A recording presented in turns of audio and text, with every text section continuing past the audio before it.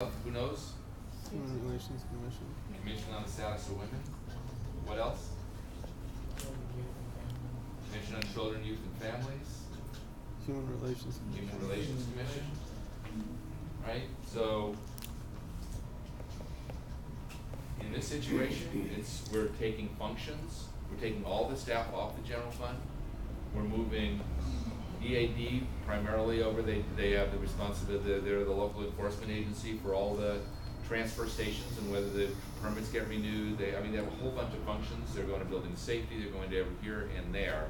Most of it is going on to special funded positions where possible. Human Service Department, all of them are leaving the general fund and they're moving over to, so the Commission on Children, Youth, and Families, the Family Source Centers we're opening right now. We're going to create a board, so we're going to have a real policy board overseeing all our anti-poverty programs, which makes sense on children, youth, and families. Commission on Status of Women will have one person staffing it at CDD. Will probably be related to the same oversight board.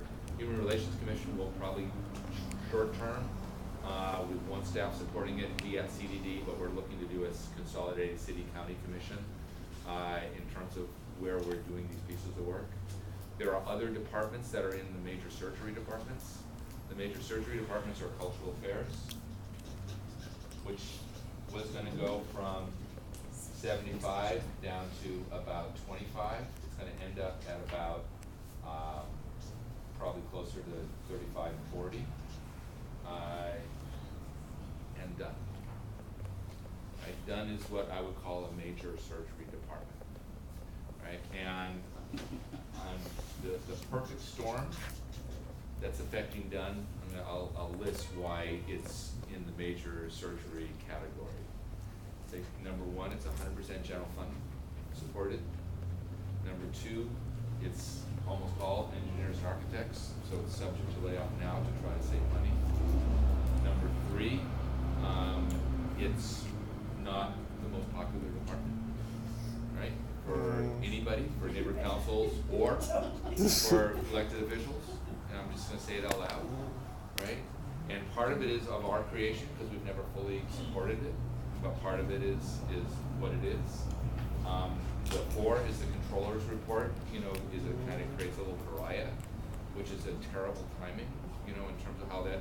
5 is the embezzlements that kind of preceded that, right? Created a little pariah, and so it's like in a perfect storm environment as to how it best survives this next process that we're about to go through. So let me just give you what the in that environment, I would say that Department of Disability was slated for elimination by the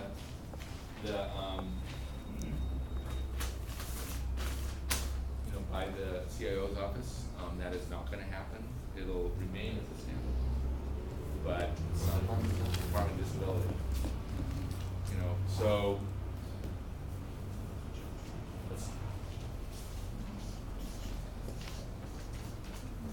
done right now. Qualification is the amount of money the department has. They're all small departments. Well, it's actually similar. They're actually similar in size. Rather than functional, look at all departments, what functions in the larger departments, and look at and consider division of those. Jobs and job description for what else function. Right. Yeah. Well, so we are looking at functions in every single department, and there's a scrub that's going to come that no department has ever seen before. It's going to be a really painful experience for everybody because this number here.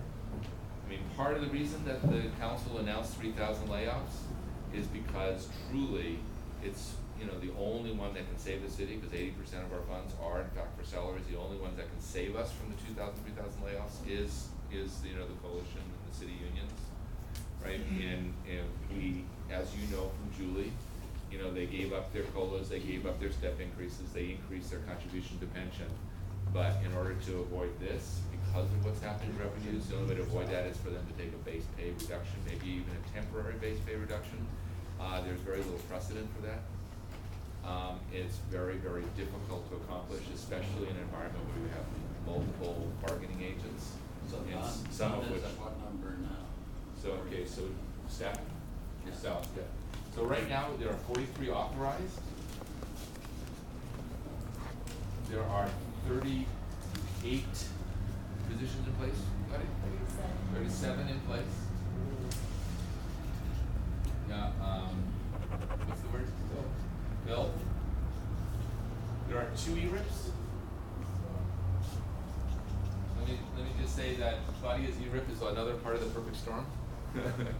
You know? For the city, not her. Yeah, for the city. You have 2 ERIPs. And so what you have is you have a scrubbing process that's happening this week, all weekend long. And what the CIO proposed was to remove 19 positions, so to take it down to 17. It's gonna be lower than that. How much lower than that is something we're struggling with. It could be significantly lower than that. It could be, you know, marginally lower than that, right? But that is gonna be subject to, in fact, exactly what the functional job descriptions are, and they are gonna be hardcore with us. So how do you wanna do this? Okay, question second. So there's 7, you're down to 17, and you think it's gonna go to, where would you guess? It's gonna go somewhere between, in my opinion, 9 and 15, somewhere in there. And what will those people do? We can talk about that next, but I was thinking we should dig in on this a little bit. Yeah, so, yeah. 2 things. The first one is it's disturbing that those that are leaving the city family are those that are vulnerable.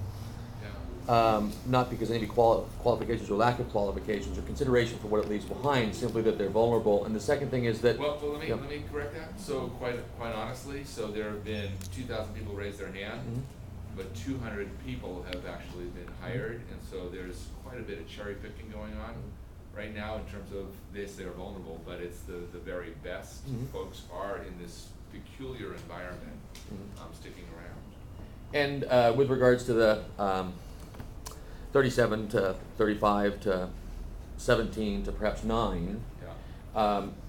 I suppose I speak for me only when I say I would like to know how that's going to end up, what people are going to be doing what, because again, as these considerations are taking place, it'd be nice to be able to contribute, because if indeed it all happened better than we thought, it's unfortunate that we're basing it on thoughts, not knowledge, and in this case it'd be nice to be able to base it on input and perhaps have some say in what we end up creating, who and what they do, and what are the criteria for these positions, qualifications for these positions, or priorities for these positions. Yeah. Well, let me just say that there are some forces in the mayor's office that could have announced a done consolidation today if this meeting wasn't happening, and this is a real meeting. Okay, good. And we're here as long as you want. What do you get by consolidating? I mean, this proposal that we have here, it has 17 people right now. It has 17 people, but it also has outsourced funding, so you're actually getting, 22 people for the same price.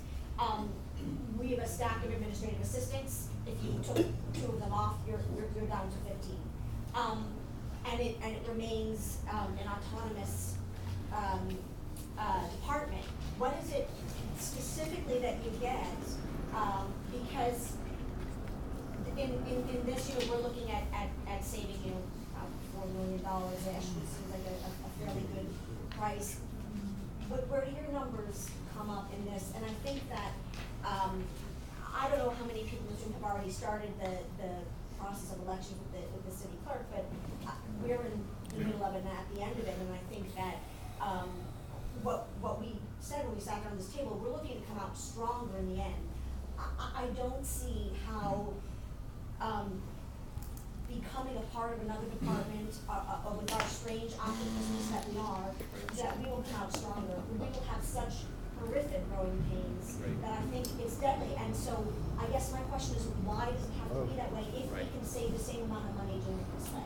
So let me